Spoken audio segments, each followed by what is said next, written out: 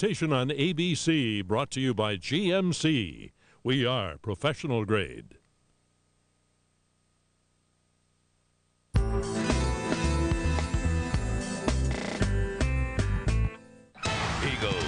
Niners, Jeff Garcia leads San Fran. Philly depends on T to keep their hopes alive. Michaels and Madden are here on Monday night.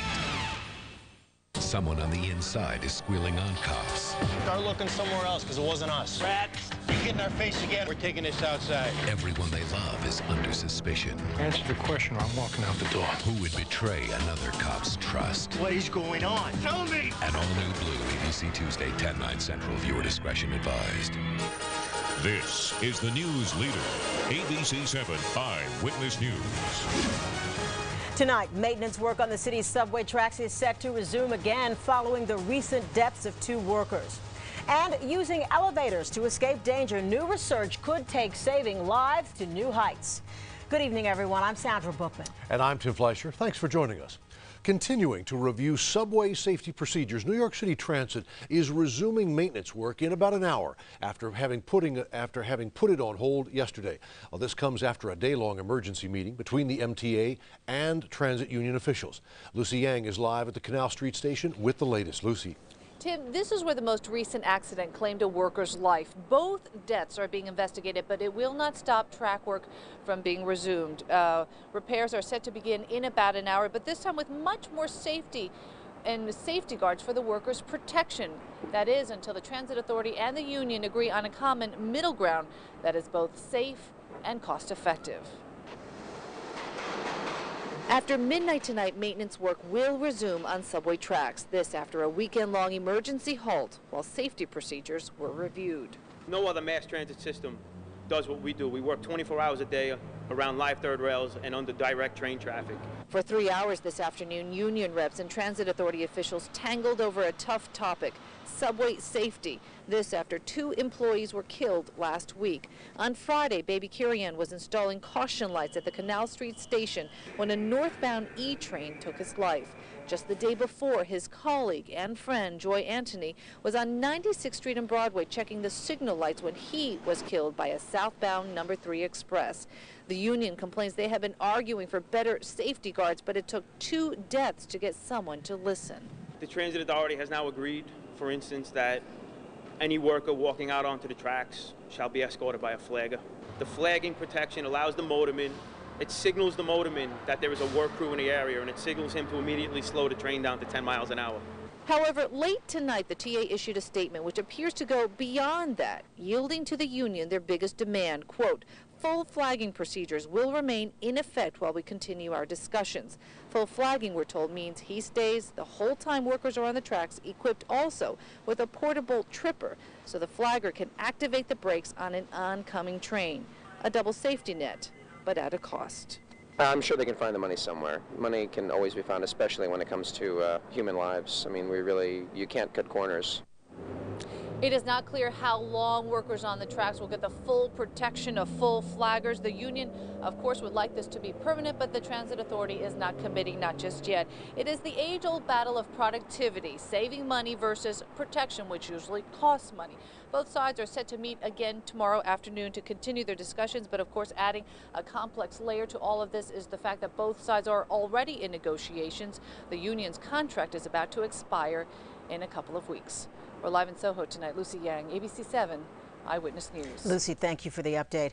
Tonight, police say they are still on the lookout for a suspect in a series of street attacks on Manhattan's East Side, even though a Queens man has been arrested for a mugging in that area 2 nights ago.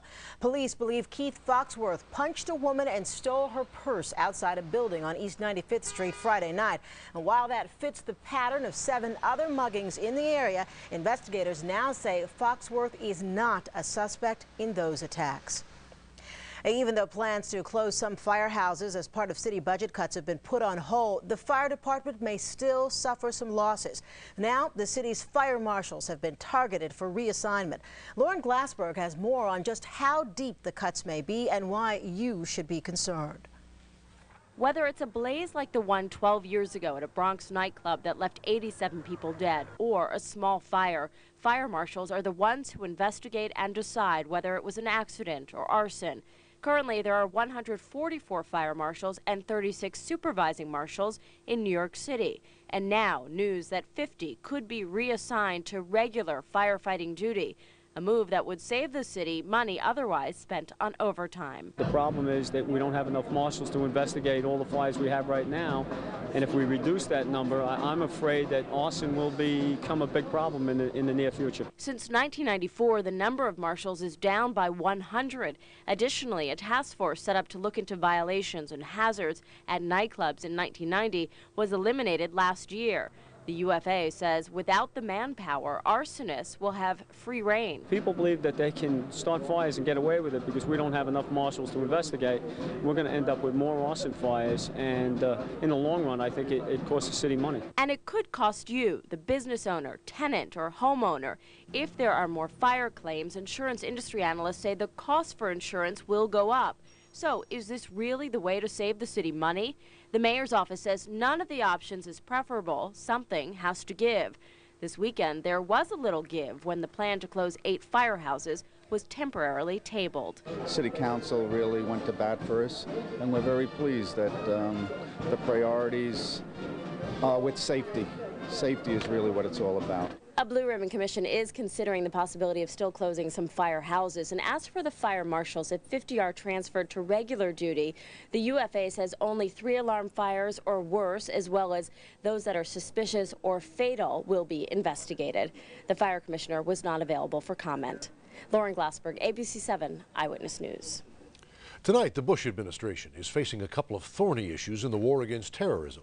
One involves allegations of a money link between the Saudi royal family and some of the September 11th hijackers. A day after his return from Eastern Europe, President Bush is facing demands from both political parties to have the allegations about the Saudis and the hijackers thoroughly investigated. Greatest weakness in the president's foreign policy is that he refuses to tell the Saudis, fess up, which side of the fence are you on? Saudi officials say the wife of the longtime Saudi ambassador to the U.S. did give money to the family of a Saudi man in San Diego, but they say there is no evidence that it went to 2 of the hijackers. To think that Princess Haifa, whose father was murdered by a terrorist in 1995, who's a mother, who's a grandmother, would write checks to people who give it to terrorists is crazy. Meanwhile, a $1 trillion lawsuit filed by family members of 9/11 victims is going forward against the Saudi government and several Saudi princes. But the father of 23-year-old Matt Salito, who died in the World Trade Center attack, believes the U.S. government is standing in the way of the lawsuit. I think they are throwing up roadblocks. An attorney for the plaintiffs claims that money passed from the king's brother to Osama bin Laden. Sultan met with and essentially bribed bin Laden not to conduct terrorist activity within the borders of Saudi Arabia in exchange for large sums of money. The Saudi government flatly denies the allegations. In the meantime, Bush administration sources tell ABC News that the lawsuit creates, in their words, all kinds of problems, but a decision to try and stop the lawsuit or have it dismissed has not been made. Tonight, preparations are underway for another team of UN weapons inspectors to fly to Iraq. Boxes of equipment to be used in the inspections are now in Cyprus. The materials and the inspectors are expected in Baghdad tomorrow. The search for weapons of mass destruction will officially begin on Wednesday. Tonight, the Iraqi government is calling the UN resolution just an excuse for war because its demands are too high to be met. There is a call tonight for state investigators to take over a probe into allegations that New York City corrections officials ordered officers to perform duties outside their jobs. That call comes from the group 100 Blacks in Law Enforcement Who Care. The allegations, first uncovered by our own Eyewitness News investigators, include having corrections officers perform political and personal work for a chief. Enough is already forcing officers to do construction on managerial or management homes. Enough of forcing individuals to be campaign flunkies while thousands of dollars are paid to management personnel. Enough. The city is currently handling the investigation. A call to eliminate the dead zones. Next on Eyewitness News, improving cell phone performance. One lawmaker has plans to keep you connected. Also ahead, oops. An implosion that brought down more than what was slated. And I'm meteorologist Lee Goldberg. All is quiet for the time being, but it's snowing off to the west from Chicago to Detroit. This system's coming our way with the cold temperatures by tomorrow night, and maybe we'll set the stage for some snow in our area by Wednesday. We'll talk about it in the AccuWeather forecast in just a few minutes. Style, luxury, prestige. With the Chevy full-size SUVs, it's not just driving, it's an experience. Now, lease a 2003 Chevy Tahoe LS 4-wheel drive for around $459 a month. Residency restrictions apply. Call for important lease details. Or get 0% APR for qualified buyers. With real luxury like this, why rough it in anything else? See your local Chevy dealer. To feel the wonders of space is to achieve freedom. It's not really about filling up your space, it's about how your space fulfills you. And through design, your space can have a soul. It can make you smile, it can set you free. Unclutter. Panasonic presents flat and thin DVD players and receivers. When ultimate style meets Panasonic tech, it's a beautiful thing. Living in space can be quite an adventure. Panasonic, ideas for life. Traveling on business? So why waste your time traveling? Plug in your laptop, get on the phone, work with your team. It's about getting ahead in the Northeast. Oh no, don't tell me you're still making those trips by car. You can't write a report with your hands at 10 and 2. My friend, when it comes to business travel, it really is our way or the highway. Acela Express. It's a toy. You don't like it. No, it's great. You know, you're always going on and on about I how know, much... I know. As they say, it's the thought that counts. Hey, look, I really like it. It's the nicest... Unwrap a Jaguar S-Type. For exceptional values on the S-Type, visit your tri-state Jaguar retailer today. This is Eyewitness News, proud to support the Protect Our Children campaign. Have you seen Pauline? ABC7 and St. Barnabas Hospital in the Bronx urge you to protect our children. At one time or another, most of us have had a cell phone conversation interrupted because we've hit what we call a rough spot. That's where cell service seems to just drop out. You could call it a dead zone. It turns out a new survey shows New York City and its suburbs have the worst cell phone service of any big city. Today, Senator Charles Schumer released a list of 200 dead zones around town, complaining that he too has lost more than a few calls. Just Friday, I was driving on the FDR Drive and talking to my staff on the cell phone. As usual, right when we got past the Brooklyn Bridge, the service dropped. I dialed again, and within about 30 seconds, the service dropped again. As Senator Schumer is calling on the FCC to take steps to improve cell phone service in the city. Some New York City schools may soon be installed with security cameras. Chancellor Joel Klein will unveil his new system-wide safety plan Monday morning. The proposal calls for surveillance cameras in several schools. It is one of a number of steps aimed at reducing violence in the classroom. City planners in Omaha, Nebraska had their hearts in the right place, build a new performing arts center right next to several historic buildings. Too bad the implosion experts apparently didn't have their dynamite in the right spots. Today, when they imploded a food processing plant, the falling debris took down a wall and smashed through the roof of a nearby landmark building. Its owner said tonight that the accident is making him physically ill. It is still not clear what exactly went wrong. Did I hear a resounding oops? Yeah. Elevators as escape routes. Just ahead on Eyewitness News, we're told not to use an elevator in cases of fire, but that could soon change. Details next in our special report. And get ready for a cold holiday. Lee Goldberg has our AccuWeather 5-day forecast coming up.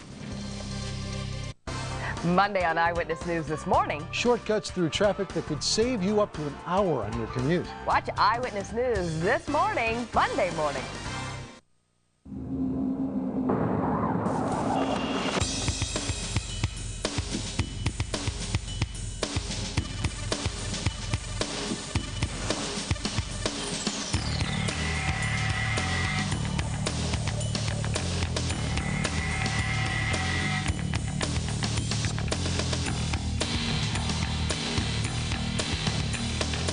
Lease a BMW X5 for $489 a month, only at an authorized X5 SAV center. The New York Times hails it as a shimmering portrait of an American generation. Newsday calls it boundary defying. And Time magazine says Twyla Tharp and Billy Joel make Broadway rock. This is Moving Out. With the poppy, the sneddies, and the king of the fleet of the prom. Moving Out. You can forget everything you ever thought a musical was supposed to be. Call Ticketmaster now. Chestnuts roasting on an open fire. Jack Frost nipping at your nose. Yuletide carols being sung by a choir. And folks dressed up like Eskimos. And so we're offering this simple phrase. Kids from 1 to 92. Although it's been said many times, many ways, Merry Christmas to you. During the Suzuki year-end clearance, get 0 down, 0% financing for 5 years. And now, for a limited time, you'll also get $1,000 customer cash for the best price all year on the hot new Aereo, the XL7 SUV, and every O2 model. Every Suzuki also comes with America's best warranty, making Suzuki America's best value. Hurry in before the Suzuki year-end clearance is over. Hurry to your nearest New York, New Jersey, or Connecticut Suzuki dealer right now. In the event of a high-rise emergency, rescue efforts in the future may rely on elevator evacuations. Now, this different school of thought comes about as designers hope to make the vertical cars a part of a building safety system. Art McFarland explains.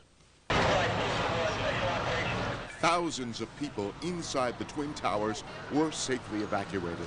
Most came down the stairs.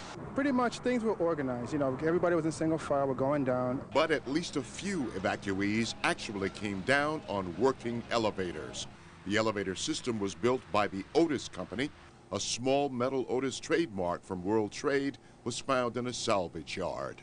Certainly since September the 11th, there's been an increased awareness, not only in the United States, but worldwide, for the ability to use elevators in an emergency situation, evacuation purposes. Especially during fire drills, we're always told that the elevator is the last place we want to be in the event of any emergency. You could risk the elevator stopping in the middle of its run, and then you could have the risk of people trapped inside the elevator. Safety experts feel that ideally, elevators could withstand even an explosion. Elevator equipment can be designed and configured for very harsh environments. I mean, we have elevators that are in power plants. We have elevators that are in mines. According to company engineers, an elevator safety system of the future would have to include the structural integrity of the building, a reliable and protected power source, a communication system for anyone inside the elevators, and protected elevator shafts, or hoistways as they're called, reinforcing their walls and sealing them against smoke or fire. But turning elevators into escape pods would also require big changes in building codes. Our building codes are not currently designed to handle total building evacuations. They're basically designed to handle very limited evacuations of just a few floors. Making the elevator equipment part of the building safety system would mean more money. Some of the recent discussions we've had have identified a 10 to 15% overall building cost increase. And building code changes take time, often legislation. But research is heading in the direction of turning elevators into possible lifesavers. Art McFarland, ABC7 Eyewitness News. Certainly some interesting research going on there. Now, I want to hear about this week of weather and possible snow. Listen, Thanksgiving's going to be cold, it's going to be fine. It's just that getting there may be a little bit interesting. Let's talk about that. The week ahead, in terms of temperature, sky conditions, and all the storms in sight. Well, first of all, say goodbye to 50 after tomorrow, and by Thanksgiving, it's going to be chilly out there. We're going to have a couple of cloudy periods. Most of them are going to actually come at night, Monday night and Tuesday night. Tomorrow, it's just a sprinkle or a flurry. But this is a tricky forecast coming up on Tuesday, where we may have a storm along the mid-Atlantic. and get brushed with some snow. It does look like travel from New York City south on I-95 Tuesday night into early Wednesday. May be tough for those of you who have to travel for Thanksgiving holiday. 45 degrees right now. Everything's quiet. The barometer right now is steady. The air is fairly dry. The wind is really backed off. Gentle breeze right now. And the high today was a very pleasant 52, above average. And of course, no rainfall today. And here are your sunrise and sunset times for tomorrow. All right, the cold air and the freezing line, which basically was in the Dakotas when we started the weekend, is now down to the Oklahoma Panhandle here, and now it's poured into the middle of the country, and now will make its trip across the country into the east as we go through tomorrow night into the middle of the week. 2 storms will transport that cold air. Here's the first one with snow from Chicago to Detroit. Most of this goes into central New York tomorrow, and we just have a chance of a flurry or a sprinkle. Then there's a second storm out in the Rockies. That's going to be probably a player sometime late Tuesday night into early Wednesday. In the meantime, just some clouds roll in tonight. Tomorrow, more of a filtered sun. There'll be more clouds in the afternoon. Most of the snow showers staying to our north during the evening hours, and a high of 50 tomorrow. Then things change. That front brings in the cold air. Here's that system again tomorrow. It goes away, and here's the next system. The difference with this one, it captures some southern moisture, and there will be a band of snow going through Virginia into the Delmarva and maybe into the tri-state area late Tuesday night and early Wednesday. That's the time frame you want to keep track of in the forecast as we go through the next few days. Thanksgiving after that should just be cold and dry, 36, feeling like 20s. Here's my AccuWeather forecast. At 7 a.m., we're looking at temperatures that'll be about 41, sunshine, a couple of clouds, and a light wind. Tomorrow, sun gives way to clouds, 52. Tomorrow night, fair amount of clouds during the evening hours, and again, a sprinkle or north and west, there could be a flurry. Tuesday's fine until the evening hours. And then all of a sudden, late at night, there could be a period of snow that lasts into early Wednesday, windy with clearing on Thursday and Friday. Bill and Sam, of course, will be covering that tomorrow. Okay, thank you, Lee. You bet.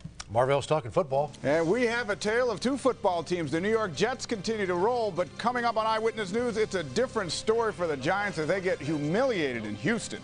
Plus, Warren Sapp suffers a post-game meltdown. That's next in sports. Here are tonight's New York winning lottery numbers. And here are New Jersey's as well. You can look at those. And now tonight's live drawing of Take 5. Good evening, I'm Kevin Logie. Welcome to Sunday, November 24th, Take 5 drawing, being observed by an auditor from KPMG. Tonight's winning Take 5 numbers are 23, 1, 12, 10, and 26. Congratulations to all you winners. Thanks for joining us, and have a great night. Everybody's got a little Jeep adventure in them. Isn't it time you let yours out? Now during Jeep Adventure Days you can. Because during this factory authorized opportunity, you can bring out the adventure in you with a $339 a month Jeep Grand Cherokee Laredo lease for qualified lessees. Plus get our 770 powertrain limited warranty. So hurry to your Jeep dealer and find the Jeep adventure in you. Check one out today. Here's an idea. How about integrity? Tell the truth. That's easy. Just give it to me straight. All we're asking for is a little honesty. You know what we deserve? Accountability. These days, I need integrity. I'm an investor. I'm an investor. So as an investor, I have to be able to trust you. At the New York Stock Exchange, we agree. So do 2,800 of the world's best companies that meet the highest standards. So every shareholder can invest with trust and confidence. I think I deserve that.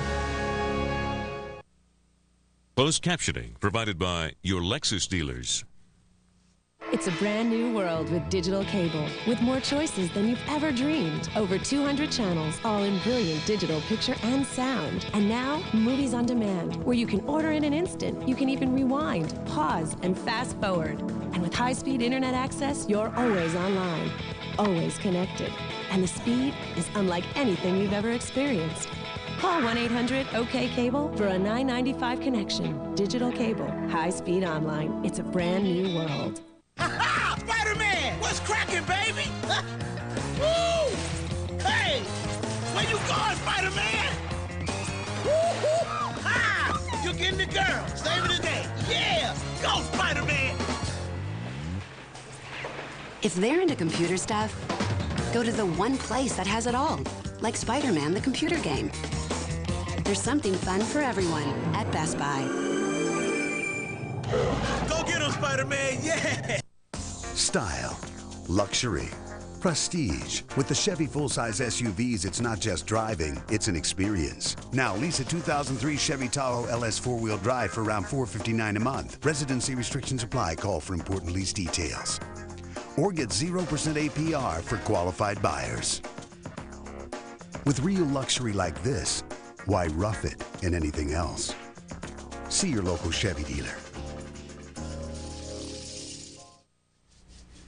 It was like big green, big blue. Exactly, and what a huge letdown. Let's face it, first-year expansion football teams like the Houston Texans are simply not supposed to beat a team like the New York Giants. But as the saying goes, that's why they play the game. It started out okay for the Giants, led by Tiki Barber, who racked up 146 yards on the day. Here reverses the field and streaks down the sideline. Barber rips off a 70-yard run, which led to a 2-yard score. Giants led 7-3, but then the kicking woes surfaced again. A terrible snap forces Matt Allen to boot it out of the end zone for a safety. Giants lead down to 2 points. Third quarter, here come the Texans. Jonathan Wells sneaks in from 1 yard out as Houston takes the lead 13-7. But Big Blue rallied back. Kerry Collins finds Amani Toomer, who makes the catch, breaks the tackle en route to a 31-yard touchdown. Giants back up 14-13. That is until Chris Brown really put his foot into this one. A 50-yard field goal as Houston regained the lead 16-14. Collins fizzled late, throwing 2 fourth-quarter interceptions. This one was the heartbreaker because they were in field goal range. Still, Big Blue had one last gasp, but the Hail Mary falls incomplete. The Giants lose a shocker 16-14 to the lowly Houston Texans. Your game should not change regardless of your opponent. And so, you know, for us to come in and play the way that we did, we shouldn't have even been this close. They should have, you know, wiped us out of here. And as the Giants falter, the Jets, well, they just keep pouring it on. Today against Buffalo, Gang Green extended their winning streak to 4 games. Coach Herman Edwards did a great job from the sideline, but here gets a little too close to the action. It was the second quarter when the Jets unleashed. Lamont Jordan just crosses the goal line from short yardage. Gang Green takes a 10-3 lead. Defensively, the Jets simply harassed Drew Bledsoe. Here gets him to throw an awful interception to Aaron Beasley. Bledsoe was held touchdownless while the Jets kept rolling. Curtis Martin had 120 yards rushing. Here stretches his way for a 9-yard touchdown. Jets up 17-3 at the half. Quarterback Chad Pennington ran the offense like a true leader. Here he hits a wide-open Lavernius Coles for an 11-yard touchdown. Jets looking to rout up 24-3. Buffalo pulled it within 11 points. Then Herman Edwards makes a gutsy call right here. He goes for it on 4th down and goal, putting the ball in Pennington's hands. And watch Pennington on the bootleg. Great fake to buckle the linebacker's knees and then in for the touchdown. The Jets blow out the Bills 31-13 to improve their record to 6-5.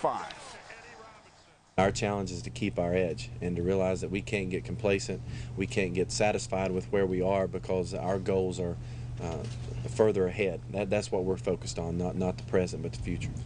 Well, unfortunately, the Dolphins also won today, so the Jets still trail Miami by 1 game for the lead in the AFC East. Now to the wildest scene of the day. It happened in Tampa as Warren Sapp leveled Packers lineman Chad Clifton. Packers head coach Mike Sherman thought it was a cheap shot and went nose-to-nose with Sapp after the game. Listen to this. No, you. What you did was wrong. I tell you what, put a jersey on. You so tough, put a jersey on. Put a jersey on. You so tough, put a jersey on. You so tough, put a jersey on. I'll win some more games. I tell you what, the only one that's off limits is fall. You better go home. You better send your ass home. You on the team. Off with it. All right. Well, we'll have much more ahead in sports for you. Coming up on Eyewitness News, the Knicks serve one up to the Minnesota Timberwolves. Highlights on that one next. Monday Night Matchup is brought to you by Toyota.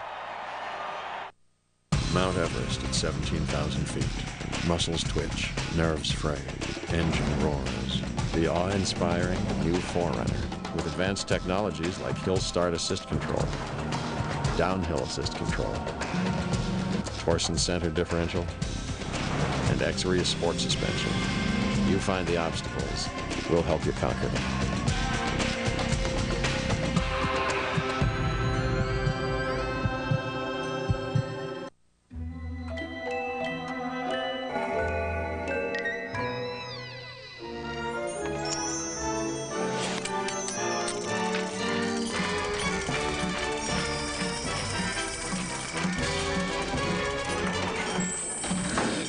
for the last time.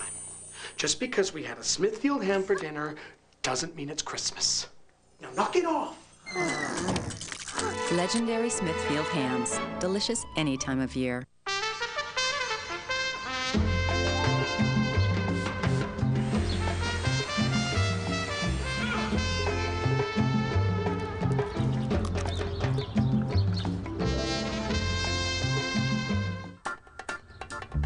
Did you lease that Civic for $179 a month? Yes. Thank you. Lease a 2003 Civic LX Coupe for $179 a month for 48 months. You were under intense pressure to reduce costs in your organization. You asked yourself, how can I leverage my existing network? How can I cut overnight delivery costs? How can I increase productivity? And then you found your answer. Image Runner from Canon. This is your day, ma'am. Bask in its glory.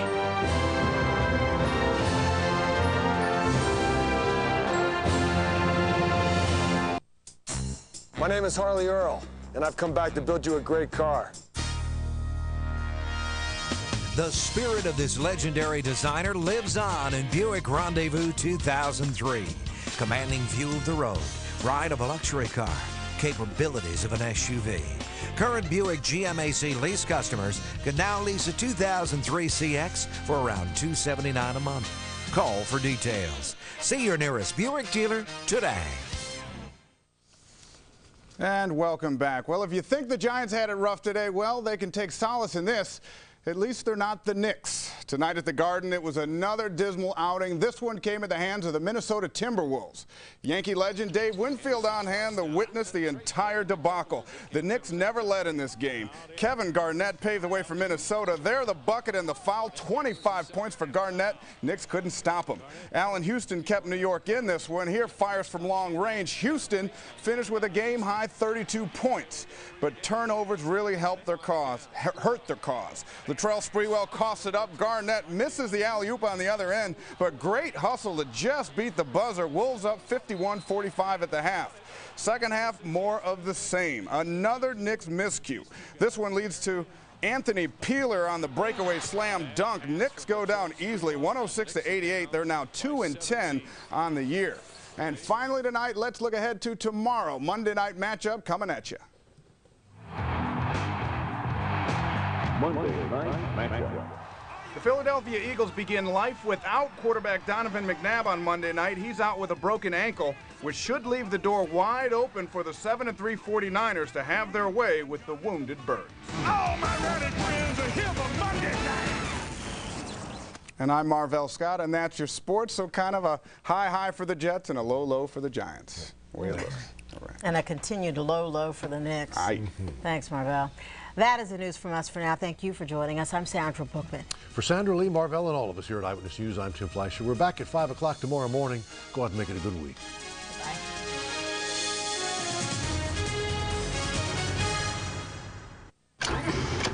All right, let's see here. 3 bedrooms, 2.5 baths.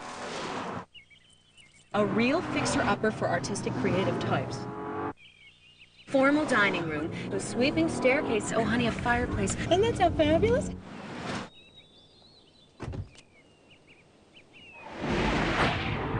Honey.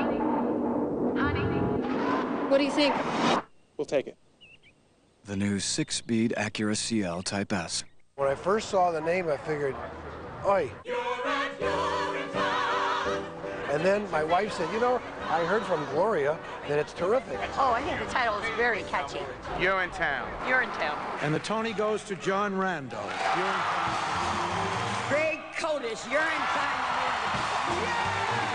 You're in town, the musical. Everybody's talking about it. And when I get through tonight, they'll all come.